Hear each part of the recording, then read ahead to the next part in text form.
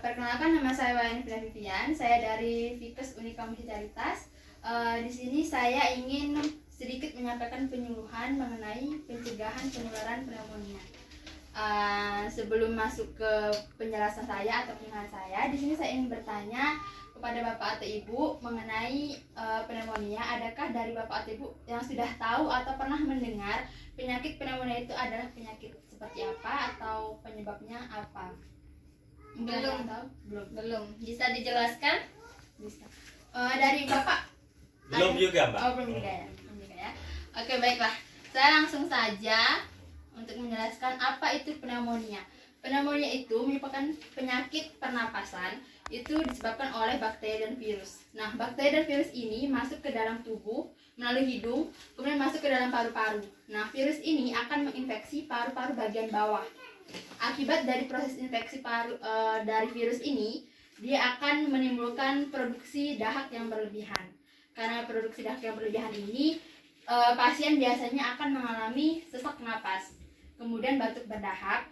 Untuk warna dahaknya ini biasanya berwarna hijau ke kuning-kuningan. Nah, kita juga bisa melihat dari warna dahak ini kan hijau ke kuning-kuningan. Kalau warna dahaknya hijau ke kuning-kuningan, itu sudah dipastikan penyebabnya adalah bakteri. Kemudian selanjutnya itu adalah penularan pneumonia. Ini untuk penularannya ini biasanya melalui droplet. Droplet itu adalah butiran air kecil. Itu biasanya timbul dari ketika kita bersin atau batuk. Saat kita bersin atau batuk, itu akan mengeluarkan partikel-partikel air kecil. Nah, di dalam partikel air kecil itu terdapat virus dan bakteri. Nah, dari situlah ketika batuk kan keluar airnya tadi. Nah, ketika dekat dengan orang bisa terhirup oleh orang lain. Nah, dari situ sudah bisa kita lihat bahwa terjadinya proses penularan tersebut. Selanjutnya, ini ada gejala pneumonia pada lansia. Sebenarnya ini lebih dikhususkan kepada lansia karena seperti yang kita ketahui, lansia itu kan lanjut usia, di mana seseorang telah memasuki umur sekitar 60 tahun ke atas. Ketika seseorang sudah memasuki usia tua, akan terjadi perubahan pada sistem atau fungsi sistem organnya pada tubuh mereka. Nah, itu akan terjadi penurunan, kemudian sistem imunnya juga menurun, hingga proses terjadinya infeksi itu lebih mudah dan lebih rentan terjadi pada lansia. Nah, untuk gejala pneumonia pada lansia itu biasanya penurunan nafsu makan, kemudian batuk berdahak, dan juga sesak napas. Yang selanjutnya ini ada pencegahan penularan pneumonia. Seperti yang saya jelaskan tadi, penularannya kan bisa melalui droplet atau partikel kecil dari batuk atau bersin. Nah, untuk mencegahnya itu ada dengan cara cuci tangan. Kemudian cuci tangannya ini bisa dengan air mengalir dengan sabun, itu selama 20 detik. Jika memang agak susah atau mungkin lupa untuk menghitung 20 detik, kita bisa mencuci tangan sambil bernyanyi lagu selamat ulang tahun. Itu durasinya 20 detik. Jadi tidak perlu jika memang agak susah atau mungkin malas untuk menghitungnya, kita sambil bernyanyi saja, jadi kan tidak terasa. Kemudian jika tidak ada sabun, kita bisa menggunakan hand sanitizer. Itu bisa kita gunakan ketika tidak ada sabun atau air mengalir. Tapi lebih baik menggunakan air dengan sabun saja. Kemudian di sini untuk etika batuknya, biasanya kan kalau kita batuk atau bersin, menutupnya pakai tangan, atau malah tidak ditutup pakai tangan, seperti langsung saja bersin atau batuk seperti tidak, karena kita kan belum tahu bahwa itu akan bisa menyebar ke orang lain. Nah, ini ada etika batuk. Ketika kita batuk atau bersin, sebaiknya kita melakukannya seperti ini. Jadi kita batuknya mengarahkan ke bagian lengan kita di sini. Kita batuk atau bersin seperti ini. Jadi ketika kita bersin, kan dropletnya akan nempelnya di sini, tidak menyebar ke orang lain. Kemudian penggunaan masker. Bagi orang yang sudah terinfeksi pneumonia, itu sangat diwajibkan menggunakan masker. selain untuk mencegah pneumonia, seperti yang kita tahu kan sekarang terjadi pandemi COVID-19. Nah, ini sangat baik bisa kalau bisa kita kita gunakan atau kita lakukan dalam kehidupan sehari-hari, yaitu cuci tangan tadi, kemudian penggunaan masker dan juga batuk, etika batuk yang saya jelaskan tadi. Nah, selanjutnya itu jangan menggunakan alat makan yang sama dengan orang yang terkena pneumonia. Kemudian juga untuk pencegahannya adalah vaksin. Biasanya kalau untuk lansia yang umur 60 tahun itu masih diberi kesempatan vaksin 1 kali untuk vaksin pneumonia ini. Tapi kalau untuk seseorang yang berusia di bawah 60 tahun itu masih diberikan 2 kali vaksin. Dan juga di sini apakah ada bapak yang merokok atau suami ibu yang merokok? Ada. Ya. Nah, itu memang agak susah untuk menghilangkan kebiasaan merokok, tapi ini harus benar-benar dilakukan dan juga harus ada niat dari diri bapak atau mungkin ibu nanti bisa menjelaskan kepada suaminya. Harus ada niat dari dalam diri sendiri untuk bisa menghentikan kebiasaan merokok ini. Karena apa? Karena kan dari dalam rokok itu ada kandungan yang nikotin tadi. Itu kan kalau masuk ke dalam tubuh, nikotin ini kan termasuk benda asing. Jika benda asing ini masuk ke dalam tubuh, sedangkan nikotin juga adalah racun. Ketika racun itu mengendap ke dalam paru-paru, itu kan juga bisa menginfeksi paru-paru. Nah, itu juga bisa menyebabkan terjadinya pneumonia ini. Jadi, untuk kebiasaan merokok itu harusnya sebaiknya dikurangi. Nah, ini ada 6 langkah cuci tangan. Kan tadi pencegahannya ada cuci tangan pakai sabun atau hand sanitizer tadi. Nah, ini ada langkah-langkah cuci tangannya. Sebelumnya apakah Bapak atau Ibu sudah pernah melihat di TV tentang 6 langkah cuci tangan, atau mungkin kan ini karena pandemi pasti mungkin pernah lihat di TV kayak gitu dari iklan-iklan. Nah, sering lihat. Itu pernah nggak dipraktekin di ini? Iya, Dalam saya kehidupan sehari-hari? praktekkan. Kalau saya belum. Oh, belum. Belum. Nah, baik, di sini saya akan sedikit memberitahukan untuk 6 langkahnya tadi, yaitu jika ingin mencuci tangan, kita sebaiknya melepaskan aksesoris yang ada di tangan, yaitu jam, kemudian gelang atau cincin, itu kita lepaskan dulu. Kemudian kita basuh dulu tangan dengan air bersih, air mengalir. Kemudian jika kita menggunakan sabun cair, kita gunakan punggung tangan ini untuk mengeluarkan sabun tadi dari wadahnya. Jadi seperti ini. Dan sabunnya masuk ke sini, kita gosok. Ini dalam 4 hitungan, 4 kali hitungan. 1, 2, 3, 4. Kemudian langkah kedua yaitu punggung tangan. 1, 2, 3, 4. Dan sebaliknya juga 1, 2, 3, 4. Kemudian di sela-sela jari. Ini juga 4 kali hitungan. 1, 2, 3, 4. Selanjutnya itu mengunci, gerakan mengunci. Jadi jari-jari ini saling mengunci. Seperti ini. Itu 4 kali hitungan juga. 1, 2, 3, 4. Selanjutnya adalah kita membersihkan bagian jempol. Nah, jangan lupa untuk bagian jempol sebelah sini harus membersihkan bagian yang sini. Jadi ini kayak kita mau ngegas motor. 1, 2, 3, 4. Sebaliknya juga 1, 2, 3, 4. Dan yang terakhir adalah bagian ujung-ujung jari. Ini jadi juga 4 kali hitungan. 1, 2, 3, 4. Dan di sini juga. Kemudian kita basuh pakai air bersih. Kalau pakai keran sebaiknya lebih bersih kalau kita menggunakan siku untuk menutup kerannya. Nah, ini kan tadi sudah bersih. Nah, kita lap pakai tisu yang bersih. Seperti itu.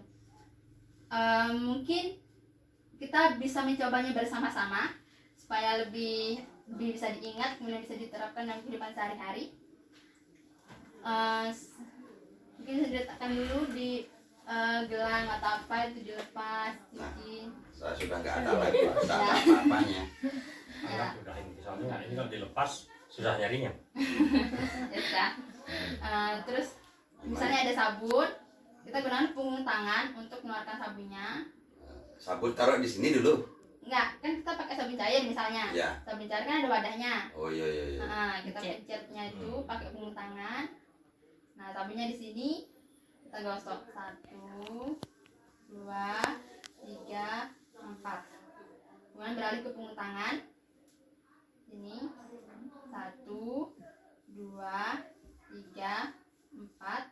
Tangan sebelahnya 1, 2, 3, 4. Kemudian di sela-sela jari seperti ini, ya. Nah, ya, tarik 1, 2, 3, 4. Kemudian gerakan mengunci 1, 2, 3, 4. Kemudian jempol seperti ini, jempol yang sebelah sini, ya. Ini. Nah, Gimana? kayak gini. Oh, gini. Nah, ya. Oh, kayak megang gas motor Ya, itu ya. terus jempolnya di sini ya. Muter. Ini juga 4 kali hitungan. Oke. Sebelahnya 1, 2, 3, 4. Terakhir adalah ujung-ujung jari. Terus kalau kukunya panjang-panjang gimana ini? Itu makanya sebaiknya lebih baik dipotong. Oh, kukunya. Ya. Oke. 1, 2, 3, 4. 1, 2, 3, 4. Ini kita basuh. Kita tutup kerannya. Oh, duduk keran pakai siku. Ya, pakai siku. Oh, jika keran itu Ya, ya. jika keran. Ya. Kemudian kita lah pakai tisu bersih. Nah, Tisu itu apa itu tisu? Saya nggak mengenal tisu masalahnya. tisu itu lembaran biasanya untuk ngelap-ngelap kalau misalnya warna putih. Oh iya. Oke. Mungkin ada dari bapak atau ibu perwakilan mau maju ke depan untuk mencoba untuk langkah-langkahnya. Itu maaf ya, kalau misalkan itu kan keren, kalau untuk yang Gayung. gayung itu gimana, masa begini? Ya nggak apa-apa karena memang tidak ada keran, kita pakai gayung saja. Tapi kan kita bisa cuci lagi di bagian gayungnya kan, bagian sabun itu. Oh iya, digagang gayung itu. Ya. Intinya memang hanya membersihkan, tidak mensterilkan, cuman kita sebisa mungkin untuk tetap menjaga kebersihannya. Kalau memang tidak bisa ya bagaimana lagi. Siap. Selanjutnya itu adalah cara pemakaian masker yang benar. Nah, ini juga sangat penting untuk keadaan yang sekarang, yaitu pandemi corona ini kan sangat diwajibkan untuk masyarakat, nggak di Indonesia aja, semua di seluruh dunia harus menggunakan masker, apalagi kalau mau keluar rumah. Nah, ini ada cara memakaikan masker yang benar. Biasanya kan kita kalau mau pergi keluar, kita pakai masker ya pakai aja kayak gitu kan. Yeah. Nah, itu sebenarnya bukan tidak baik, cuman kurang benar. Jadi kita benarkan, yaitu dengan cara cuci tangan terlebih dahulu sebelum kita menggunakan masker. Cuci tangan seperti yang tadi, kemudian kita ambil masker, pastikan masker itu masker yang baru atau masker yang sudah dicuci. Iya. Nah, lalu kita pakai. Nah, itu kan ada beberapa jenis masker, itu nanti saya jelaskan. Untuk pasang masker itu ibu atau bapak di sini biasanya pakai masker itu bagaimana? Apakah hanya menutupi mulut atau dagunya nggak tertutup atau bagaimana? Ya, dari hidung, mulut, lalu tutup. Sesuai maskernya juga, kalau maskernya kecil Iya. nggak sampai ke dagu, paling mulut sama hidung aja. Nah, itu yang benar Bapak Made itu bagusnya kayak gitu memang. Kalau memang dia kecil, mungkin sebaiknya kita cari masker yang lebih besar. Jadi untuk penggunaan masker itu kita harus menutupi hidung, mulut, dan dagu. Karena kita tidak membiarkan ada sedikit celah pada masker sehingga partikel kecil tadi bisa masuk. Seharusnya kita sangat meminimalkan hal itu terjadi. Jadi kita bisa menggunakan masker yang menutupi hidung, mulut, dan juga dagu. Kemudian, nah ini waktu pemakaian dan jenis masker. Di sini ada 3 jenis masker. Ini ada yang pertama, kedua, dan ketiga. Itu mungkin bisa dilihat juga di kertas yang saya bagikan. Ini yang pertama itu ada masker bedah. Masker bedah itu biasanya dipakai oleh tenaga kesehatan atau pada orang yang sedang sakit. Nah, ini biasanya itu dipakai maksimal 8 jam jika masker ini dalam keadaan kering. Tapi kalau maskernya sudah basah atau kotor, itu sebaiknya segera diganti. Kemudian ada masker kain. Nah, masker kain ini kan ada banyak jenisnya. Ada yang pakai tali atau langsung kayak gini, itu nggak apa-apa, kita gunakan. Biasanya masker itu digunakan oleh orang-orang yang sehat. Nah, itu biasanya hanya digunakan 4-6 jam saja. Jika sudah melebihi waktu itu, kita harus ganti dengan masker yang baru, atau kita cuci maskernya, kita jemur, baru kita pakai lagi. Lebih dari itu kita tidak boleh memakainya. Jika memang mau membuat masker sendiri di rumah, itu kan ada tuh banyak sekarang orang-orang mau mencoba membuat masker di rumah. Sebaiknya gunakan bahan cotton atau microfiber. Jadi kita berikan pakai kain yang harus mampu untuk menyerap partikel tadi. Selanjutnya itu ada Nanti masker dulu Miss, yang itu kan cotton sama microfiber. Nah, umpamanya kalau rayon, pakai kain rayon sekarang kan banyak tuh beredar di pasaran, kain maskernya pakai kain rayon, itu gimana? Ya sebenarnya itu nggak apa-apa, cuman lebih baik kita menggunakan bahan yang itu karena daya serapnya itu lebih baik yang bahan cotton sama microfiber tadi. Nah, yang ketiga itu ada masker respiratory atau yang sering kita kenal dengan N95. Nah, masker ini biasanya dipakai oleh tenaga kesehatan yang bekerjanya di ruang-ruang khusus, yaitu ruang isolasi, tempat di mana pasiennya itu memang sudah terjangkit oleh penyakit tersebut. Nah, ini biasanya boleh dipakai kembali asalkan masker ini dijemur di bawah terik matahari. Tapi dengan syarat masker ini tetap dalam keadaan yang bagus. Kalau maskernya sudah rusak atau kotor, sebaiknya diganti. Nah, dan dari ketiga masker ini kita kan sudah tahu jenis masker yang mana yang untuk orang sakit, yang mana untuk orang sehat, kemudian yang mana untuk tenaga kesehatan. Jadi saya menyampaikan ini berharap Bapak atau Ibu bisa menggunakan masker secara bijak. Jika memang merasa bahwa kondisinya sehat, gunakan masker yang kain. Kemudian memang lagi sakit, batuk pilek, gunakan yang masker bedah. Untuk yang N95 ini saya tidak menyarankan karena dilihat dari keadaan kita yang sekarang, tenaga kesehatan lebih membutuhkan masker yang N95 ini. Nah, jadi semoga Bapak dan Ibu bisa lebih bijaksana dalam pemilihan masker untuk selanjutnya ya. Iya. Nah, di sini ada tindakan yang dilakukan untuk mengurangi produksi batuk, produksi dahak. Ketika kan bagi pasien atau lansia dengan pneumonia itu kan batuknya berdahak. Nah, itu ada cara sebenarnya untuk membantu mengeluarkan dahak. Sebenarnya kalau untuk orang dewasa biasa itu untuk mengeluarkan dahak bukan satu masalah yang besar, karena kita kan bisa mengeluarkan dahak secara mandiri. Nah, tapi untuk lansia, ada beberapa lansia yang sulit untuk mengeluarkan dahak karena dari umur mereka yang sudah tua, kemudian penurunan fungsi organ tubuh, ternyata juga mengalami penurunan fungsi dari kekuatan otot dadanya. Nah, karena kekuatan otot dadanya menurun, kemampuan untuk batuk efektifnya itu juga menurun, sehingga lansia itu batuk, tapi tidak mampu untuk mengeluarkan dahak yang ada di dalam paru-parunya. Nah, di sini ada tindakan yang bisa kita lakukan untuk membantu lansia atau orang-orang yang tidak mampu untuk mengeluarkan dahak secara mandiri, yaitu namanya fisioterapi dada. Biasanya untuk fisioterapi dada ini harus dilakukan oleh orang-orang yang memang sudah dikatakan bisa atau layak. Jadi orang-orang yang sudah memiliki sertifikat atau orang-orang yang sudah menguasai SOP-nya atau standar operasional dari pelaksanaannya. Yang pertama itu adalah perkusi, di mana perkusi ini adalah menepuk dada atau punggung pasien.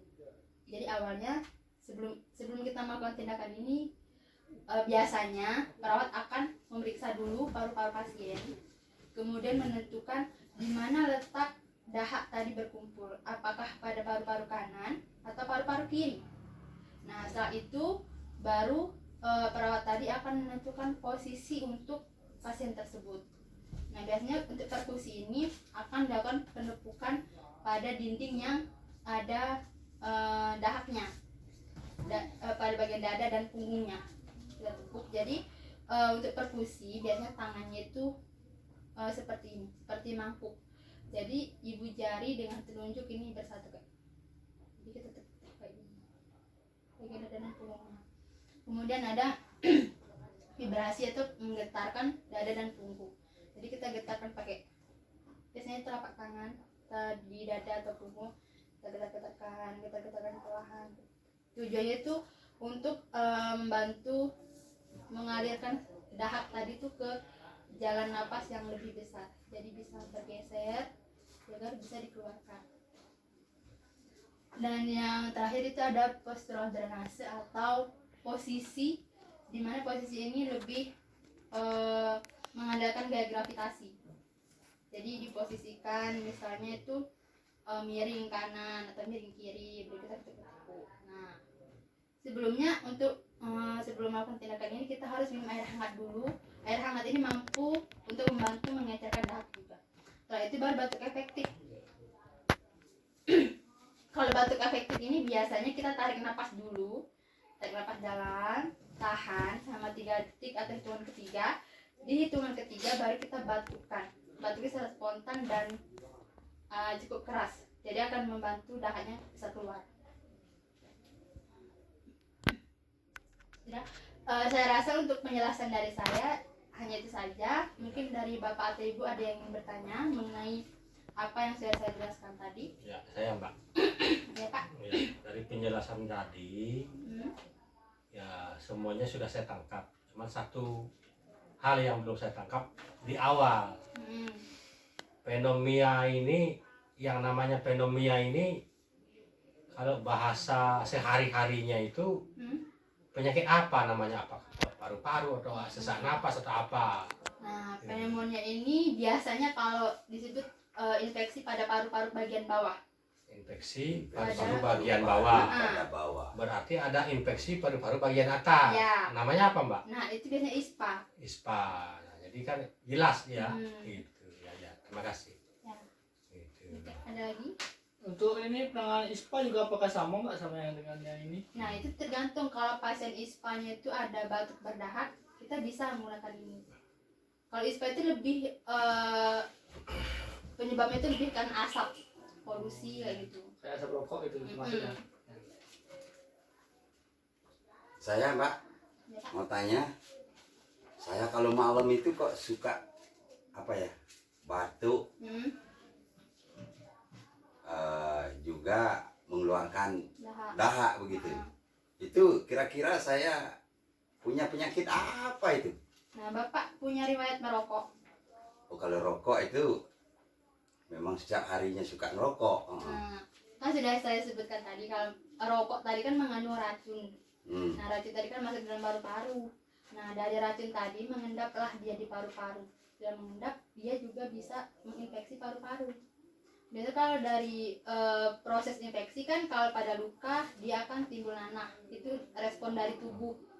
Karena ada benda asing masuk, tubuh merespon ada peradangan atau ada infeksi tadi bakteri. Jadi dia bernanah. Kalau pada luka biasa. Tapi kalau dia pada paru-paru, itu respon dari paru-parunya ada dari infeksi tadi, dia akan mengeluarkan dahak yang berlebih pada paru-paru tadi. Nah, itu kita tidak bisa langsung memastikan bahwa Bapak penyakit pneumonia atau penyakit apa.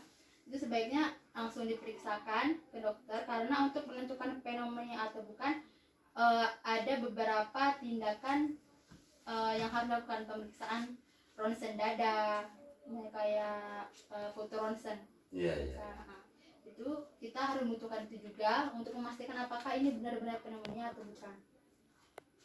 Oh, jadi kalau hanya batuk berdahak itu, itu kita belum bisa menentukan bahwa ini pneumonia. oh iya.